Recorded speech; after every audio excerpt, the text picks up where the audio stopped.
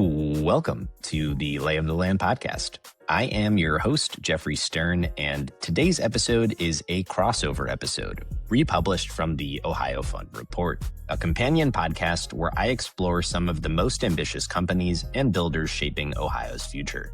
Stories that feel right at home here on Lay of the Land. So with that, please enjoy. Hello, everyone, and welcome to the Ohio Fund Report, a show dedicated to raising the collective ambition of Ohio. Before we dive in, just a quick note. This podcast is for informational purposes only. Nothing you hear today should be taken as investment advice, a recommendation, or an offer to buy or sell any securities. Please note that the Ohio Fund and its affiliates may maintain investments in the companies discussed. Any forward-looking statements you hear today are based on current expectations and may change. Please do your own research and consult with your advisors before making any investment decisions. For more information on the Ohio Fund, please visit theohiofund.com.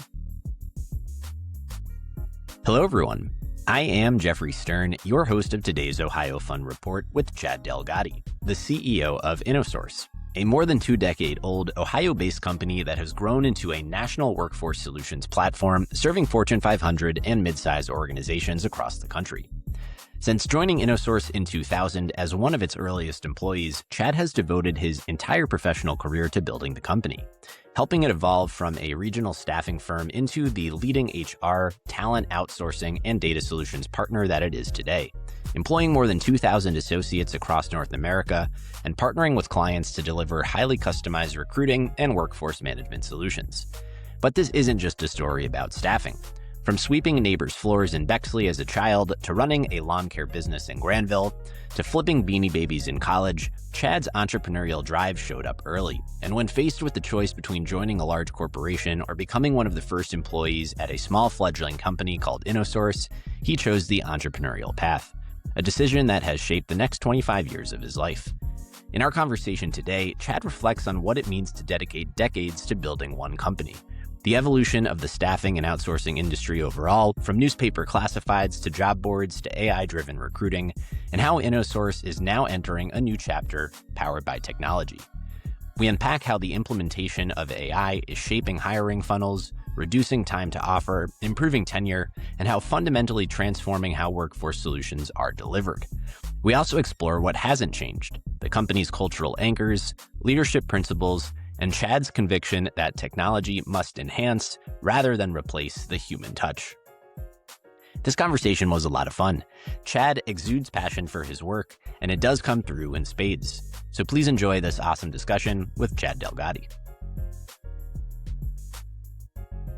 Lay of the Land is brought to you and is proudly sponsored by Cerity Partners. As a wealth management firm, Cerity Partners shares Lay of the Land's same dedication to serving local business owners, and the Cerity Partners Cleveland team understands the challenges that entrepreneurs and founders face here in Cleveland, Northeast Ohio, and beyond. Wealth comes with complexity and increased demands on time and resources. It is easy to become overwhelmed. Cerity Partners clients benefit from a unified team of local specialists who coordinate across both business and personal needs. With Cerity Partners' commitment to transparency and putting clients' needs first, complexity can become clarity. To learn more, please visit CerityPartners.com or call 216-464-6266 today. Cerity Partners, proud to be recognized as one of the top financial advisory firms in the country.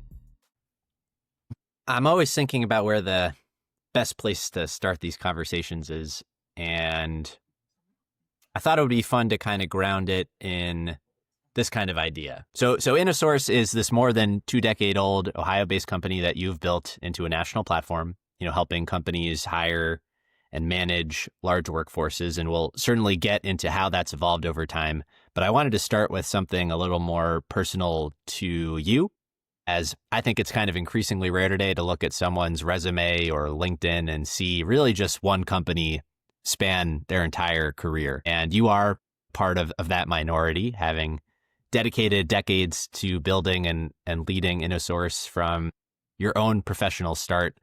And I'd love if you could just kind of take us back to the beginning and set the stage for this whole journey that you've been on. Originally led you to InnoSource and maybe the set of circumstances that shaped your own entrepreneurial proclivity at that time. Oh, great first question, Jeffrey. And going back to the beginning, one of the things I always think about is I really have the same values, drive, and loyalty that I did as a young child, I still have today. So as we look back at my career and where it really began is I was always an entrepreneur, and I grew up in Bexley, Ohio till fourth grade. In fourth grade, we moved to Granville, Ohio. I graduated from Granville High School in 1995. Uh, was going to play a college sport, made the decision that I didn't want to play a college sport, wanted to focus on my education and business. From there, went to Ohio University, graduated, and from there I went on to the University of Dayton and received my MBA. But early on when I was in Bexley, I got my first taste of what I'll call loyalty, drive, hard work, relationships. And that started by I wanted to work, and I was at home, and I was under in the second or third grade. So I'd have been under the age of 12. And Yeah. so I decided I would start sweeping my neighbors' floors. And so I offered for a quarter, I would go over and sweep any room with their vacuum. And so the first job I ever had was in Bexley, Ohio, working around South Roosevelt.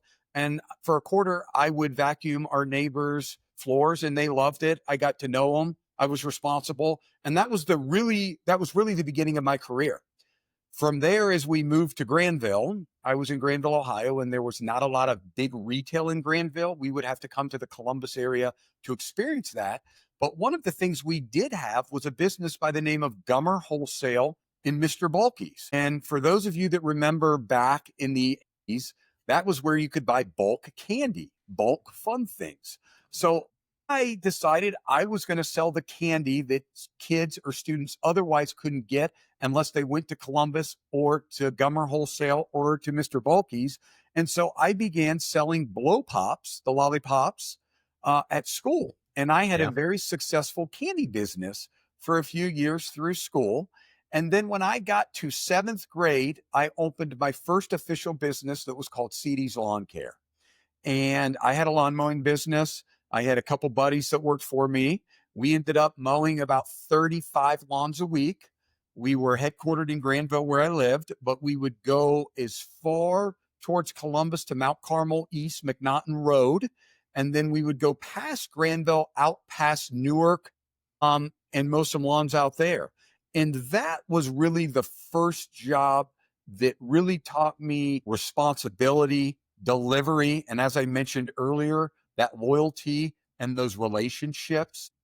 I didn't like a lot of change. So what I Yeah. learned early on is if you really want to be the best at something, you've got to commit to it. And when you think of traits that have experts, whether it's painting, whether it's fly fishing, whether it's making wine, no one became an expert or the best at that overnight. It took passion, dedication, hard work, loyalty, relationships, and the willingness to learn from others. And so I learned very early on that I didn't want to be jumping around. I wanted to be dedicated. I wanted to be the best at what I did. So I mowed lawns from seventh grade through college and really became great at that. But I was becoming more great at learning how to run a business, learning how to deal with issues, learning how to deal with employees, learning how to motivate employees, learning how to schedule, how to hold them accountable. And so then as I moved past the lawn mowing business, I was in college and I still had this drive to do something, make money, be an entrepreneur while I was going to school. And while I was in school, I was in summer school. I did a overseas kind of internship in Kuala Lumpur, Malaysia, Hong Kong, and we went to Ho Chi Minh City, Vietnam. And when I came back, it was about August or late July. And on the news, people were going bananas for these stuffed animals at the drive-through at McDonald's. So I did a little research. I asked around, and it was becoming the trend of Beanie Babies. So fast forward a month, I had the ability to make a big purchase and I went all in and I maximized my college credit card, which at the time, if anyone Wow. remembers, you would sign up with a bank. They would give you a $500 credit card. And I bought $500 of Beanie Babies. I sat on them and I found a Beanie Baby show in Parkersburg, West Virginia. I went over and in under 1 hour, I sold $10,000 of Beanie Babies off of that original $500 investment. And I really began to love business even more and began to see trends, patterns, and where the supply and demand came into place. And if there was big demand and you could create a quality supply, you could really have something special. So through college, I became a Beanie Wow. Baby broker dealer, had a lot of fun doing that. And then I went right into my MBA. And then, as you said, Jeffrey, I started that career in June of 2000 at InnoSource. And I couldn't be more happy with my decision. I love InnoSource. I love that I've stayed the whole way. And what I can tell you is I really feel that I've become an expert. I have been very loyal. And by sticking with InnoSource for the past 25 plus years, I feel I've put myself in a much better position to continue to succeed by becoming the best at what I do and constantly learning through people around me on how I can get better, what I can take from them. And I always felt if I would have had 5 careers in that same 20, I would have grown as a great business person. I would have learned a lot more other things or more diverse things, but I wouldn't be the expert and be the leader I am today in this human resources workforce solutions field. So I love the loyalty. I love staying here. I love getting better each day. And as I look back, I've always been a very loyal person, from the initial sweeping to the blow pops, to the lawn mowing, to the Beanie Baby, to where I am today. And I've always been very dedicated at anything I do. And I believe you'll get much further in life putting all your passion into one thing than into 5. How did you know it was the right thing to focus on at the time? What kind of drew you originally to this opportunity and this problem space generally? Yeah, so great question. So I would say my parents were always very instrumental in giving me the values I have today, teaching me that your relationships, the way you treat others, is much more important than any outputs you can achieve. And so early on, I was graduating with my MBA from the University of Dayton. And ironically, I was being recruited by Lucid Technologies. I was very excited to get in the corporate world. I was going to get a good opportunity, young to lead, coming right out with my MBA. And I had met my future wife in MBA school. And I was taking my girlfriend at the time out to meet my parents for the first time. And I was in this job search, finishing my MBA. And at that time, I remember sitting on the deck with my parents and my future wife and discussing with them the opportunity at Lucent or this company called InnoSource that was just founded less than a year before, had called me and was interested in me working there.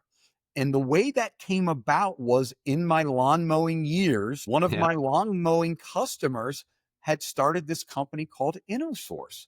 So once again, if you go back and think of those early lessons of building relationships, being responsible, being loyal, getting the job done, that individual that I mowed their lawns gave me the opportunity to come as employee, I'll say number 5 at InnoSource. And when I spoke with my parents and my future wife, they were the ones that gave me that advice that you've always loved being an entrepreneur. You've always loved controlling your path and your destiny. You know, you're very loyal. Take the smaller entrepreneurial opportunity, not the Lucid. And when I interviewed with InnoSource at the time, the founder had given me the same advice in the interview. And I remember interviewing at the Polaris Grill. It was May of 2000. And the individual said, do you want to be one of 10,000 or do you want to be one of 5 and have the chance to do something special? And from my earlier years being dedicated and loyal in each of those business and successful, I knew I wanted that chance to be an entrepreneur and to create something special over the long haul and really dive in and be dedicated. So I go back to that interview with that question, and I go back to my future wife, Adrienne, my mom and dad, Tony and Linda, saying, hey, take the smaller avenue, take the entrepreneurial route, be dedicated and make something special. And I've never looked back, Jeffrey, and I love every minute of what I've accomplished at InnoSource. But more important, I love the people I work with and I love our customers. They're what make it special, and they keep me driven every day. And I wake up excited to get to work, to be with our customers, be with our internal employee, and be with all of our associates across the country. Could you paint a quick picture just of what InnoSource is today. What do you actually do? Who do you serve? What makes your approach different and special, to use your language? Yeah. So we've really had a fun run over the last 25 years. We really grown. We still stick to the same founding principles in service delivery, but we keep expanding it and finding ways to do it better. So InnoSource today is a human resources workforce solution company headquartered in Columbus, Ohio, Dublin, Ohio, serving customers across the United States. So we're a nationwide company. And what we do is we deliver workforce solutions to these companies. So we provide contract staffing services where we're partnering with large organizations looking to bring in long-term permanent talent, recruiting them from other full-time jobs with benefits through InnoSource for that career opportunity at one of our awesome customers.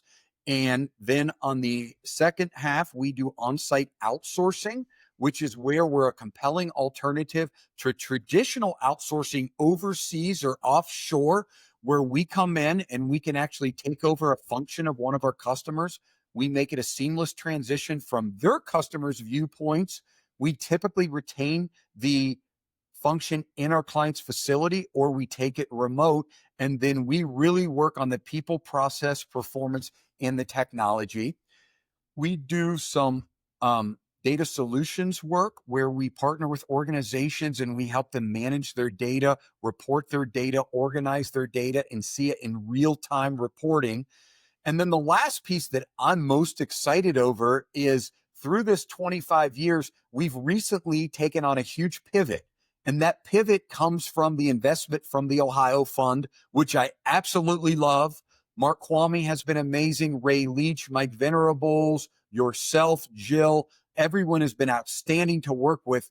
But what we did was we took a pivot and we're now continuing to deliver these same workforce solutions in contract staffing, in on-site outsourcing, on the data side, but we're doing it with an AI focus and with a more technology focus.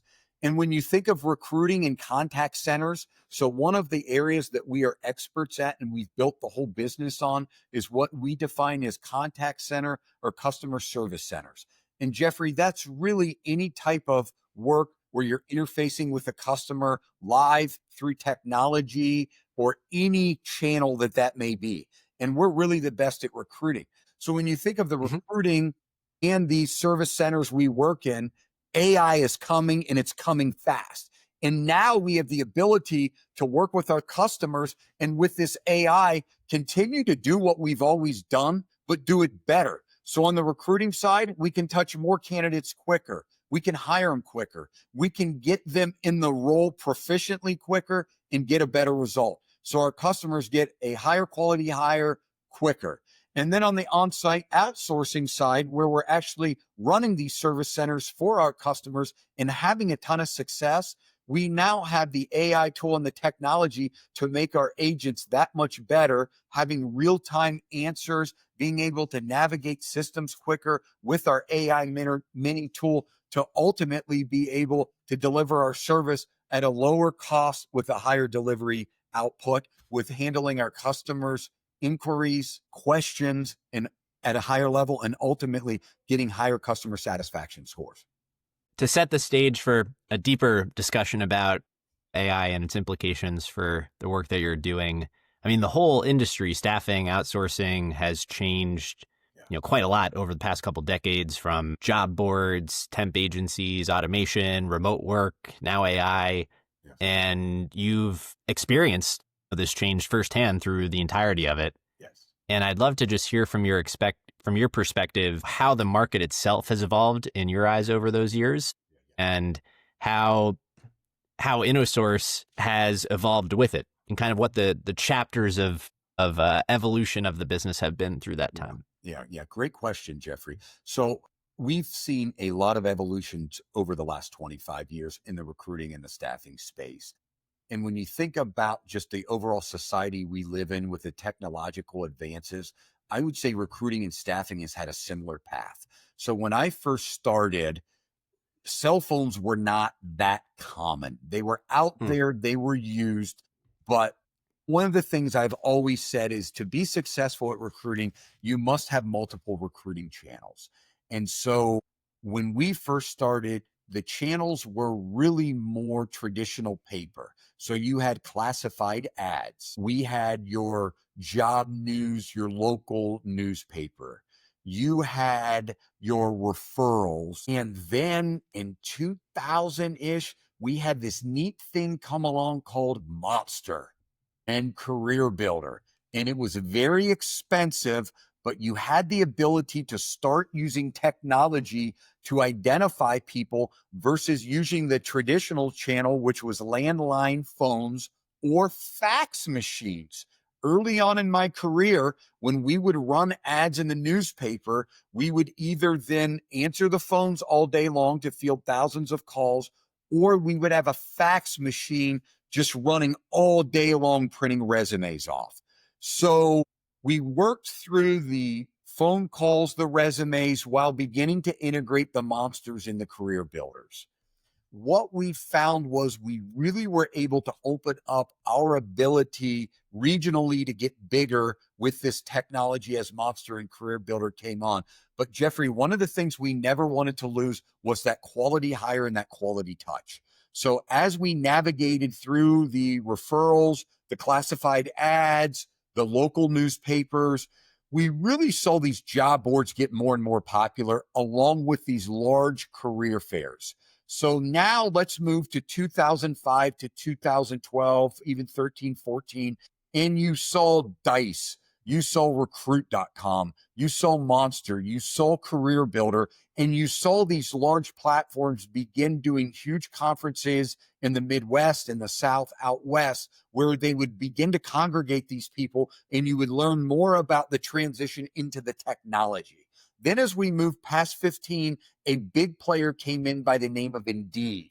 And Indeed really took it to the next level by not just having people post resumes and other people fish to find those, but really consolidating the industry, scraping other boards, controlling the flow of the resumes, and really helping you match that quality component. So in my 25 years, the most exciting time of the technological advances happened in the last 18 months for me. So we got to see the manual and how slow it was, and the amount of hours it used to take us in the early 2000s to hire 10 quality people. Then we got into the teens and we found with these job boards, we could get people applying all night, but only the apply would come in. And then our recruiters in the mornings would have to begin going through mountains of people, thousands of resumes that came in through that technology. Then we had Indeed and got a little bit more focused where we could really identify more specifically what we were looking for by region, by industry,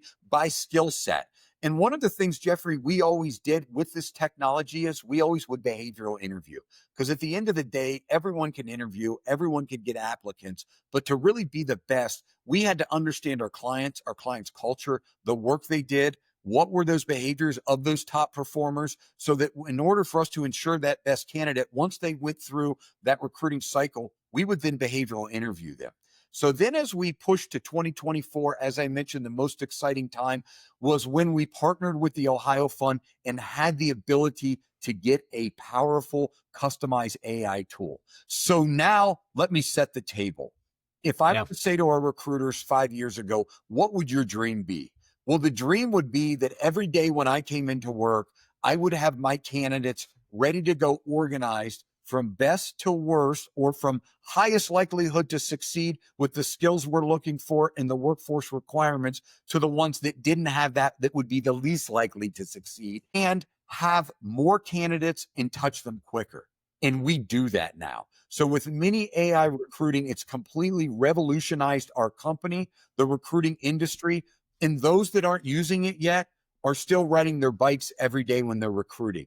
And those that are using the AI are driving their cars every day and getting there quicker. So now, Jeffrey, what our recruiters see are 56% of the candidates we touch, we're touching outside of normal business hours. 150% improvement in time to fill. 70% of people we're touching on first time connect.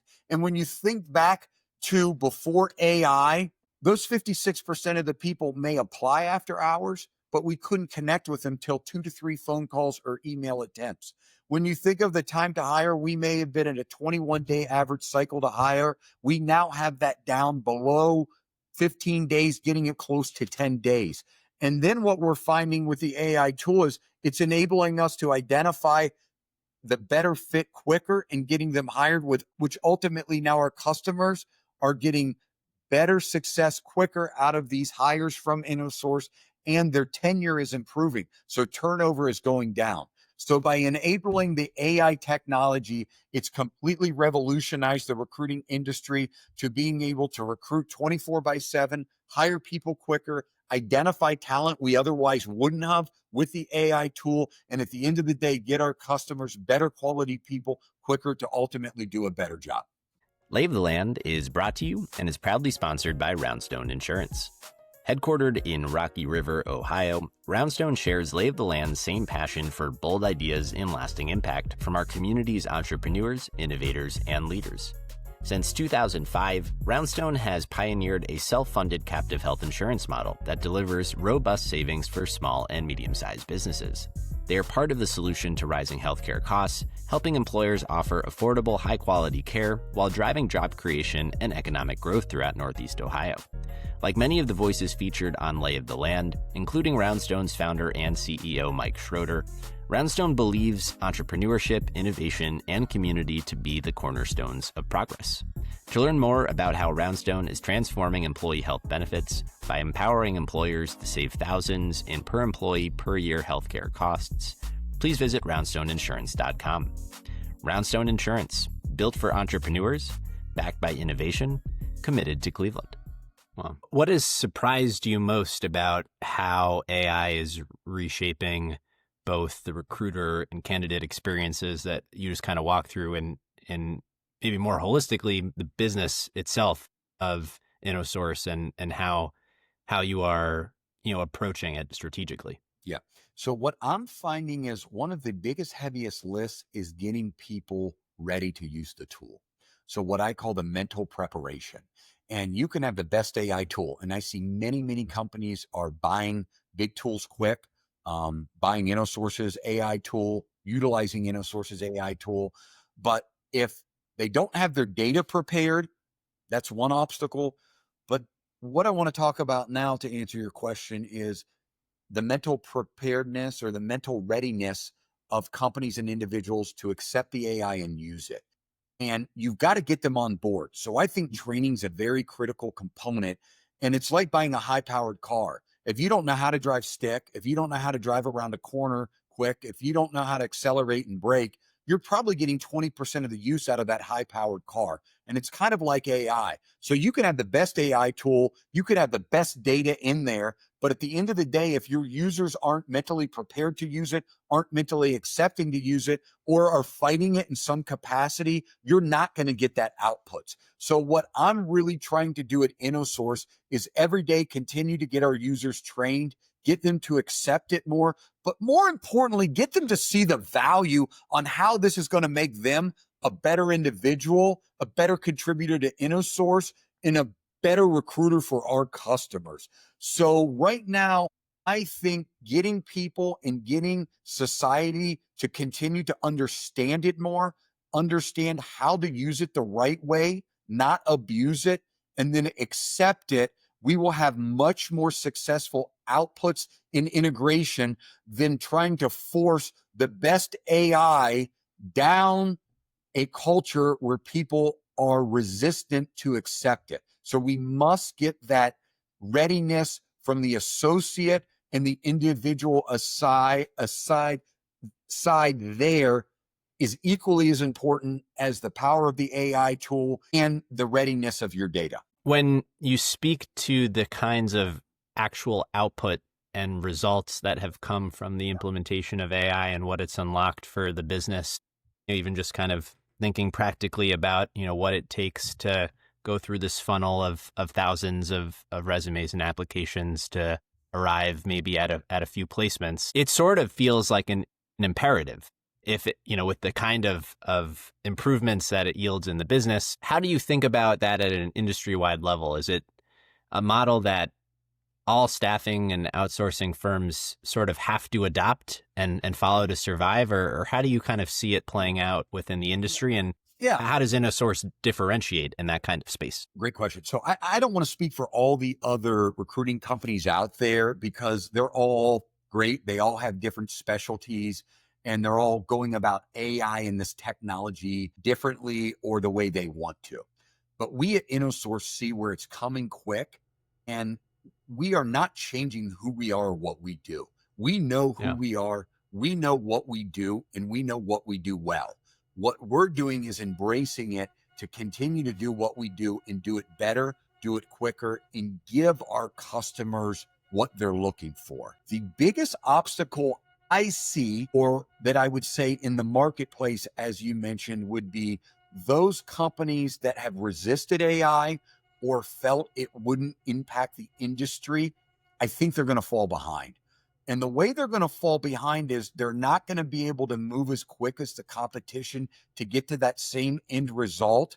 And it's going to be much more expensive for them to get there.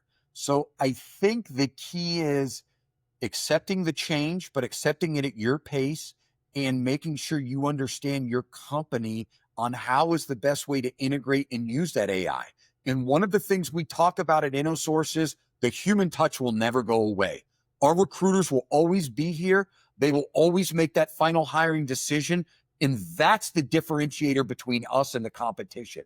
I see a lot of the competition we're going up with that does move a little quicker than us. They're eliminating the human touch and they're utilizing 100% of the AI the whole way. But what that's doing is still creating the opportunity to have high turnover, maybe getting some fraud through your AI because you're not validating that human touch on the end.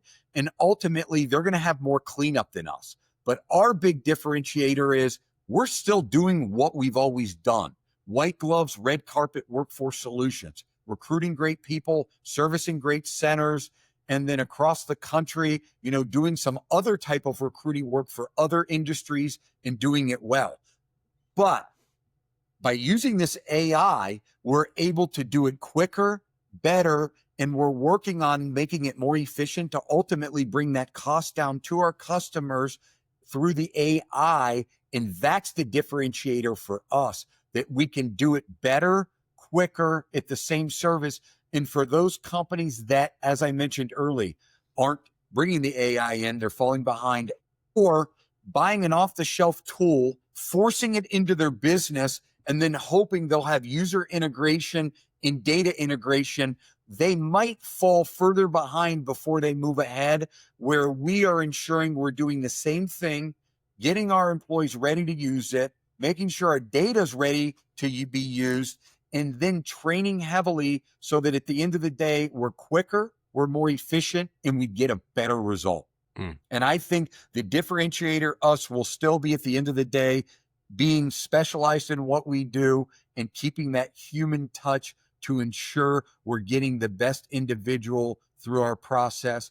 And in that human touch is that behavioral interview on the back end. I think you've just alluded to it, but I want to explicitly call it out. So we've talked a lot about change so far, what has changed in the business and the industry, these successive, new waves of technology and tools and platforms that have shaped the industry over the last 2 decades. On the flip side of that, you've just, I think, introduced this concept of what's remained consistent within the business over time, these kind of cultural anchors, the mental readiness, these kinds of topics that I think stem from the culture of the business. Yeah. And I'd love to hear you articulate, what those ground truths have been for you over the decades and how you think about, culture and what that means to InnoSource. Make sure I answer this question the right way because I can go a couple different ways. And so what I go back to is culturally, we are embracing this change and we have to change with the times to continue to be successful and deliver what our customers want with this ever-changing landscape of technology. And I was given this quote years ago by someone else, but they said technology will never move as slow as it is today into the future. And that really resonated with me. So what we are really trying to do is maintain our culture and our position in the market while pivoting to bring more and more technology in. And the most simplistic example I can give is our recruiters are now working 24/7. Our recruiters, instead of working 8 to 5, 7 to 4, 9 to 6 to cover the West Coast Central times, with this technologies, our recruiters have the ability to work a normal day, keep their personal life in balance, stay mentally happy, but keep that recruiting engine going 24/7 by having that AI bot as their friend. So getting that done, but more importantly, maintaining our culture, pivoting to being a technology company with those HR is what I'm focusing on most. So I want to make sure, and if I didn't hit that question, Jeffrey, please ask it again. But what I'm really ensuring is that our recruiters are not getting mentally frustrated, or our executives or falling behind with the frustration of the change to technology. They're actually embracing it more and seeing that opportunity and the ability to grow, that they can do more with less. They can change lives every day, which is what we talk about at InnoSource, is taking that individual that has the skills, wants to work hard, but hasn't been able to get the look to get that job. We can give them that opportunity to change their life and give that recruiter that satisfaction that I changed a life. I love my job, but I'm growing as an individual by learning how to use this technology more and moving quicker. But we still are maintaining that same great culture in InnoSource. And I think that's one of the risks, is if you automate too much too quick, you can lose that culture and that human touch. And then when does that come back to bite you in the rear end, when things change again or slow down? But I think moving forward, we must embrace that change. We must keep our culture in line with it.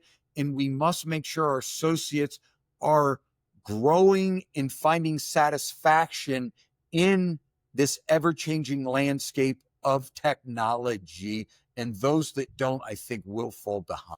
In the spirit of adaptability, comfort in this ambiguity, and willingness to work with the technology of the times, I'd love for you to reflect on your own leadership in parallel to that.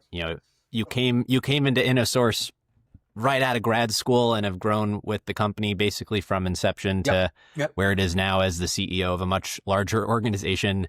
And just share some of the lessons that have stuck with you over that time and how you've evolved as a leader. So as I said, I learned a lot from my parents early on, and my wife. They were instrumental. They've given me great advice, really set me up for where I am. But I also had a partner at InnoSource the first 25 years, and he was amazing as a mentor. He taught me a lot about what I know today, the value I have. So one of the hidden gems I had is my first 10, 12 years while I was president of InnoSource and even CEO, I had a very successful mentor that had a very successful business career prior to InnoSource. And so I was fortunate to be a sponge and learn a lot from him. And that really helped prepare me for the future. In doing that, I also think one of my greatest traits is I always want to learn from others. Anyone I call Mr. and Mrs. or Ms. and Mr., my elders, I don't call them by their first name. I'm a big believer in always be on time, have a firm handshake, make eye contact. And the reason those are important are if you give someone with maturity, wisdom, that respect, they'll give you valuable advice, but you have to be willing to take it, digest it, and utilize it. And one of the things I see people become leaders are they want to do their own way or they want to change it. And sometimes they haven't tested their own way or tested that change and it may not work. So one of the things I always try to do is hold true to myself and my core values. And I'll share those with you in a second. My energy level. I'm a fun guy. I have a lot of energy.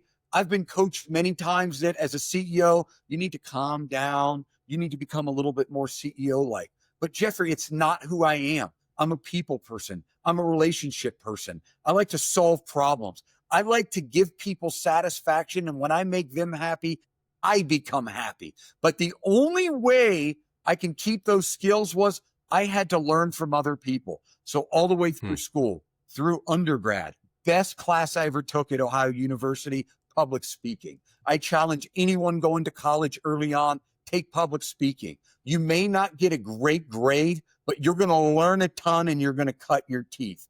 And then from there, early on in your career, don't rush trying to be the boss. Don't rush trying to do everything. Learn from the people around you, respect them, test it, ask for feedback.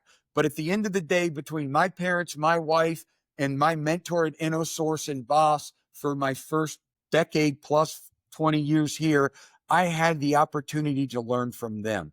And now, as we look to the future, I'm partnered with the Ohio Fund. InnoSource is partnered with the Ohio Fund, and there's amazing talent there.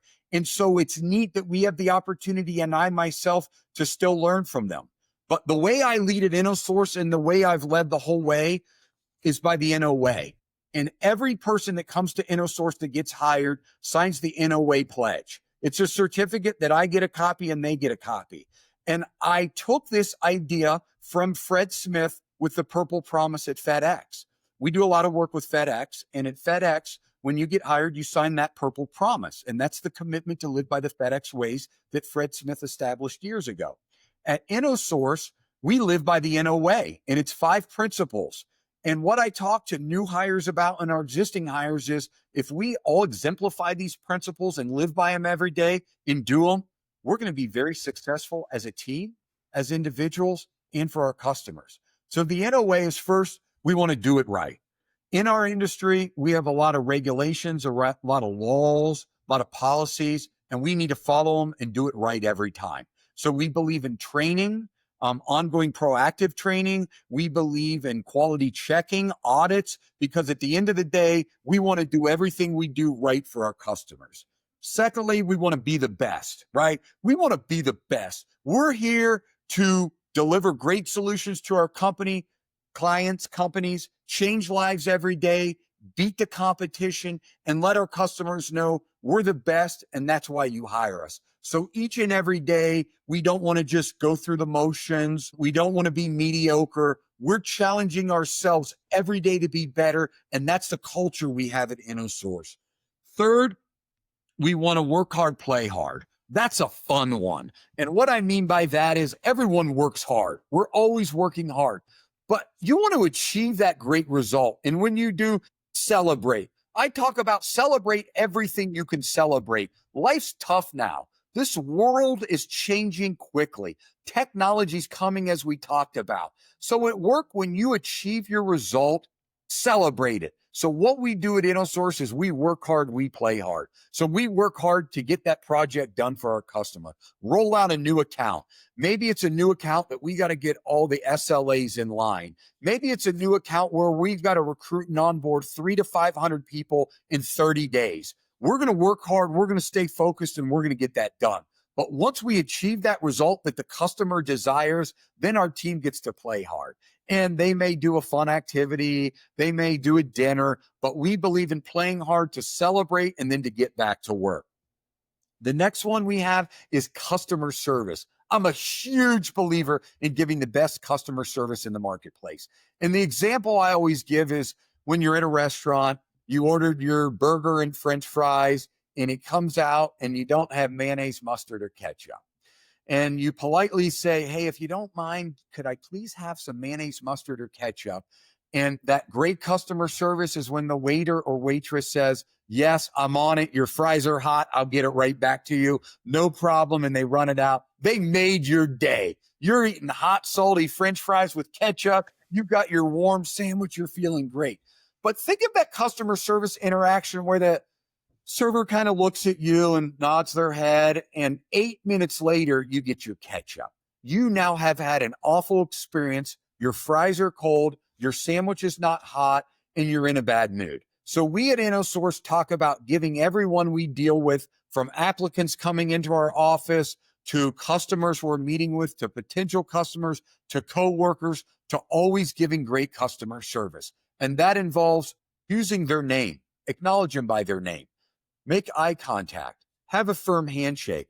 Anyone that comes to our office, we put their names up on a TV screen and in the elevators and in the lobby. So we let them know you're important to us and you're coming in here. So we try to give everyone the best experience of customer service each and every day, because I believe if you have an outstanding customer service experience, you're always going to go back there for more versus the places you go that you have awful service, you don't want to go back. From there, the last one that we have is we bleed the red eye passion. And I believe in being passionate about everything you do that you love. And if you're not passionate about what you do, go find a new job. Get out of there. You got to have passion. And when I look at hiring people, I want to hire people with passion, people that want to learn, people that are willing to work hard and build relationships. We don't always look for the smartest, most intelligent people. We want to find those people that are passionate, want to make a difference, want to learn, want to work hard, and want to be there for their customers. So bleed the red eye passion is that fifth NOA principle. And what we believe is being passionate every day. And if you are passionate, passion is contagious. And that's what drives our culture. So one of the things I learned from Thad Mana, the old Ohio State basketball coach, was having 2 feet in. And what Thad would mean is we want to make sure every player's 2 feet in, meaning all into the team, the culture, and that goal we're trying to achieve. And occasionally you'll see one player 1 foot in, 1 foot out. And we say to each other, hey, go grab that teammate. Grab them by the arm and ask them, hey, what's going on? And see if you can help them out to get 2 feet in. And if you can't, we understand. We'll help them find another job and we'll be great team members. But if we can get them to be 2 feet in, we as a team are much more powerful with everyone being passionate about what we do and being in that one direction versus having some people passionate and some people aren't. So at the end of the day, Jeffrey, I lead by the NOA. Be the best, do it right, work hard, play hard, customer service, and bleed that red eye passion. And if all of our associates continue to do that and live and breathe by that, we will continue to be the best and give great solutions to our companies and continuously integrating technology as the world changes and integrating that AI to still do what we do, but do it better, faster, and give our clients a better outcome. So that I would say at the end, my leadership style is by the NOA, energetic, and I'm also a hands-off leader. I do not micromanage. I want to show my leaders the way, energize them, set the goals and the strategy, and then I always say, spread your wings and fly. And if you need help, come back and see me. So I'm a very hands-off leader as well. I mean, every long-term entrepreneur and builder, I think, carries with them a few lessons that only time and experience can really teach. And I'm curious, when you reflect on your journey leading the business, what stands out to you as some of those important learnings along the way in your evolution as a leader and in the evolution of the business? Yeah, so I would say my first learning lesson was rain. Because when you mow lawns, you learn quickly that rain is not your friend. And whether you have a date, whether you have a dinner, whether you have a soccer practice, basketball, or football practice, you had a commitment at a job, and there was a factor outside of your control that you had to deal with. And that factor was not going to work with you to try to compromise on your schedule. So the first lesson I learned early on was how to overcome obstacles that were outside of your control. And you had to embrace them, you had to accept them, but you had to adjust. So that was an early on lesson. From there, I would say, I remember in 2004, I lost. And I don't like to lose. I don't like to lose at anything I do in life. And that could be a strength or a weakness. I say at times I'm too competitive at everything I do, but I also feel that competitive has got me where I am in life and put me in this position. But I remember a big deal that I thought I had won, and we didn't win in 04. And it crushed me, Jeffrey. It crushed me. For all weekend, I was crushed. And I finally grew from it that I learned you're not going to win every deal. And the deals you don't win may have nothing to do with you or your delivery. It may have to do with something completely outside of your control, like we talked about with rain and lawn mowing. But I had to learn how, when I did not win, how to deal with it the right way. And you keep your head held high. You still call them, treat them with utmost respect, because at any point, they're going to call you back to work with you in the future. The next big lesson I learned was in the teens on kind of leadership style. And I had always led from the heart early on and learned from my mentor, learned from my parents. But there became some techniques at some point where you had to learn. And I really began to learn about deflection styles and deflection techniques. And I was totally unaware to that. And I trusted people so much. But an individual by the name of Norman taught me the five forms of deflection. And that really opened my eyes in 2016, 17, and 18 that I began becoming a better leader when I could recognize a form of deflection. I knew how to deal with that employee to still win them over and get to that end result. Whereas in my prior 15 years, I may have just been pounding my head against a brick wall, continuing to push, thinking they were doing it, but not understanding it was one of their forms of deflection. So that was a monumental moment I remember as well, really growing as a leader and better understanding other people's personal styles and deflection techniques to motivate them and continue to work through. And then the last thing I learned was from Mark Kwame and Tom Feeney, and I'm very excited about it. And what they are teaching me, they both are on the board of directors at InnoSource, and what they are teaching me is what growth mode means as a leader. In the past, we would always protect InnoSource and try to preserve what we have, or if times got tough, double down and protect. Where what Tom and Mark are teaching me, and I'm really growing on this right now, is growth mode. And how do you turn that company from preservation to growth? And it's really exciting for me now. And what I'm learning is to delegate more and more. Over the history of InnoSource, I wore a lot of hats and I enjoyed wearing them, but you can't continue to wear those hats as you continue to grow to that next level.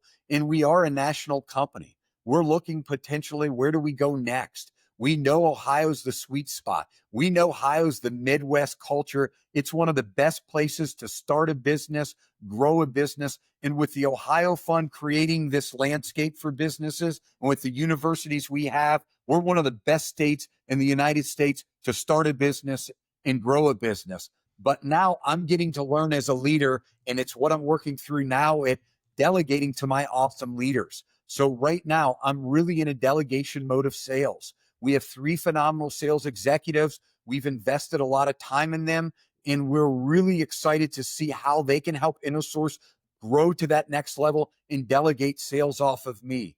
We have phenomenal recruiting leaders and account manager leaders right now. Some of the best I've ever seen in my 25 years.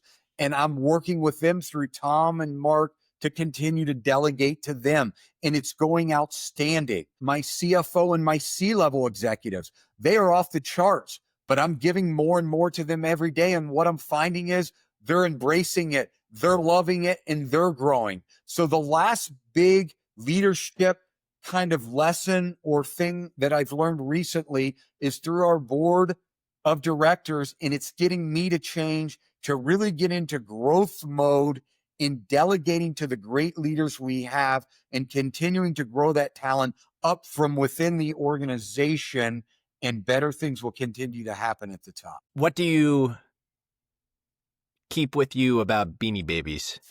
I have them all still. My most coveted beanie is the royal blue peanut. I keep that one. And then I try to keep one of every other beanie.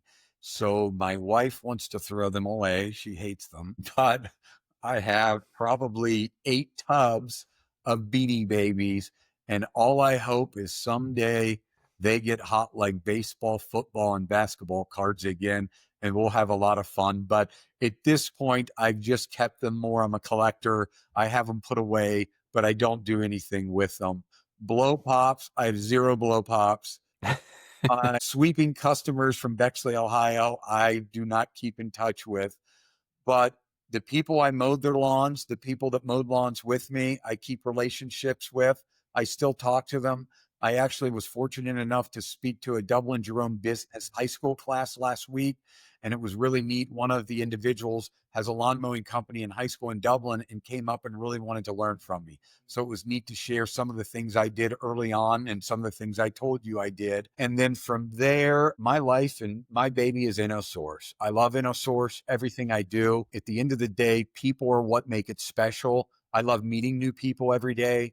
I love giving my word that, hey, give us a chance. You can trust us. We're in the business of doing great things. We're not in the business of just telling you we will. We will partner with you. We will embrace the challenges you have, and we will bring you great solutions. And we're going to continue to do that with amazing technology and with technology solutions driving those same workforce problems that we've always seen out. So you've alluded to the future, this new chapter of growth for the business, your vision and ambition for where you want to take it.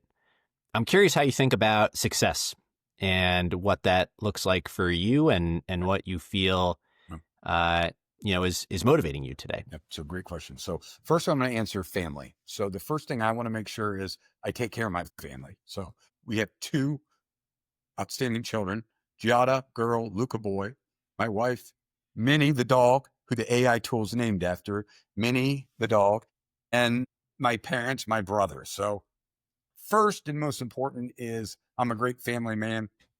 I take care of them and give them the opportunity for all the same things I've experienced in my life and make sure I have good children. From there, what motivates me is watching the success of the people at InnoSource, the associates we hire, and the satisfaction through our customers. I'm not someone to brag about myself. I'm not one to show off why I'm great, what I have, or what I accomplish. I get satisfaction through happiness of other people.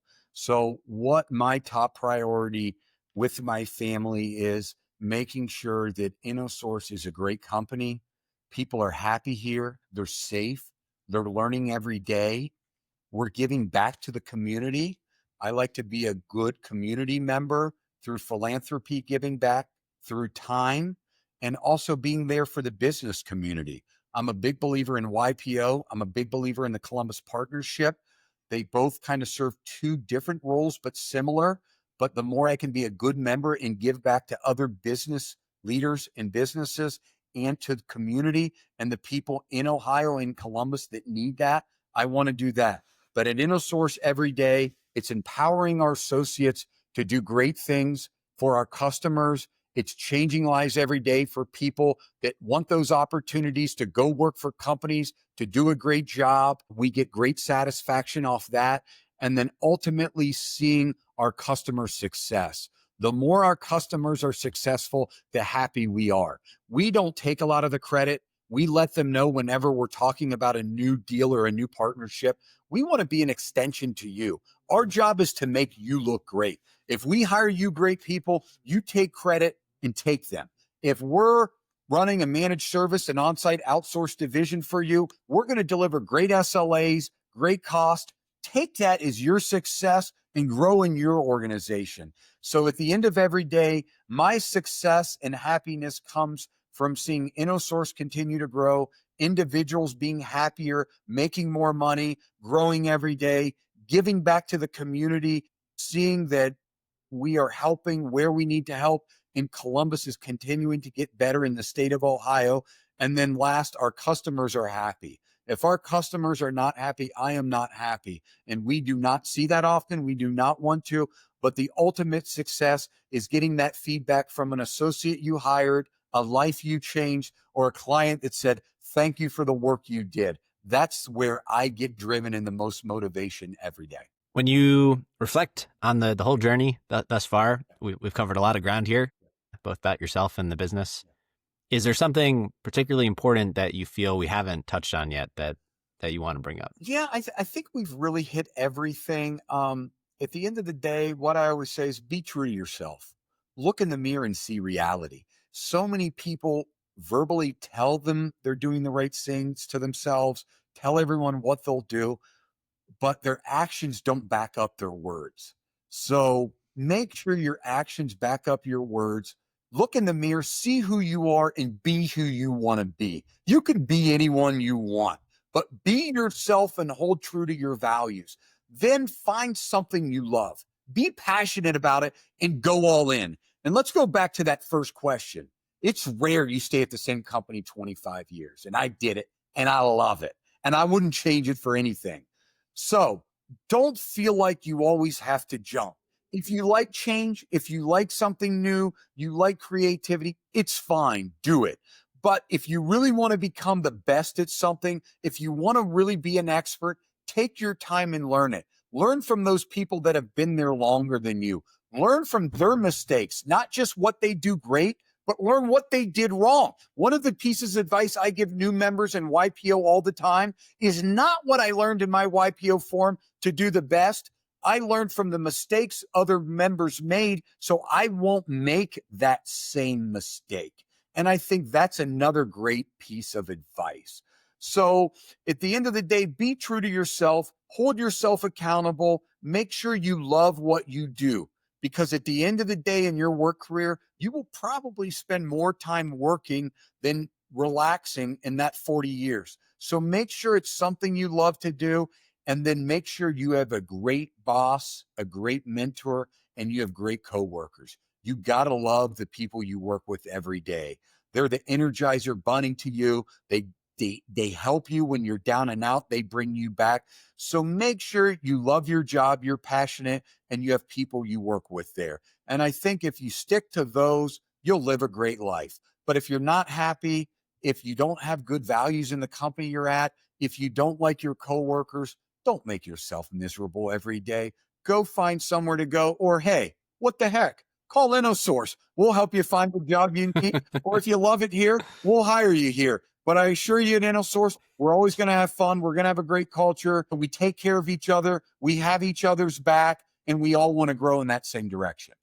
Well said, Chad. If I could get a little giggle, put a little pitch in there. And something else, Jeffrey, we are doing that I didn't talk about, but I do want to talk about, I'm very passionate about, is we're really investing a lot of money in upskilling. Over the years, we hear more and more about demand is exceeding supply in different segments of the employment market. And one of those areas is on some of the skilled traits, or just in the business world that, we can't find people with the right skills. And so I've heard a lot about upskilling and taking these people and putting them in a program and training them to give them the skills to be more successful. And in 2024, finally launched our own upskilling. We're investing our own dollars into it. We have a couple customers leaning in with us, helping us launch this. Otterbein University in Antioch, Dr. John Comerford leaned in, and we have built a certificate upskilling program so that now InnoSource is going out and finding people that want to work, want to get a job, want to go from being a taker to a payer, but they can't find that opportunity because maybe they just don't have a couple of those skills left they need. So what we're doing is we're bringing people into our upskilling program at InnoSource. We're paying them while they're in the upskilling. We're offering medical benefits, and we're giving them the skills and certificate they need to be successful and have the confidence to go out and get that job.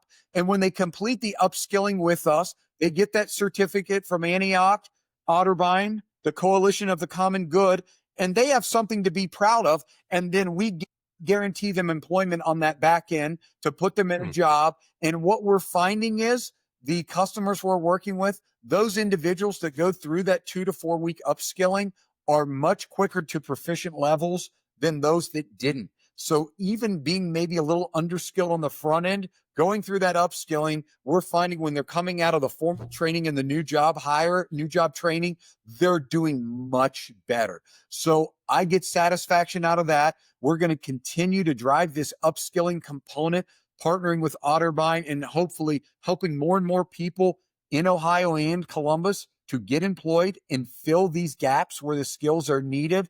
And also take those individuals where maybe before they were unemployed and needed assistance to now they're getting paid and contributing back to the system. So I'm very excited over this upskilling and more to come, but we're having a lot of success with that so far. Amazing.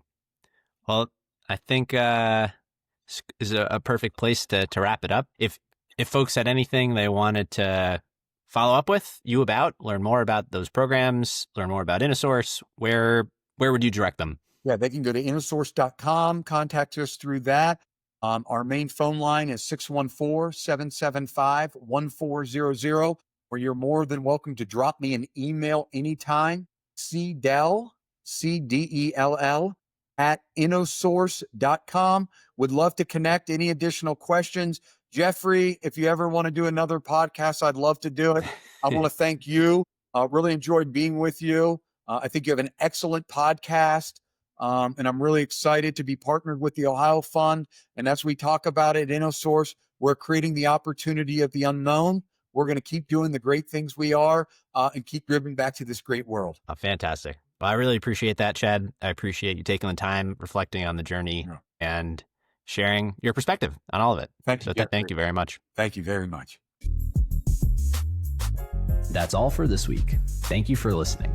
We'd love to hear your thoughts on today's show. So if you have any feedback, please send over an email to jeffrey@layoftheland.fm or find us on Twitter @podlayoftheland or @sternfa, JEFE.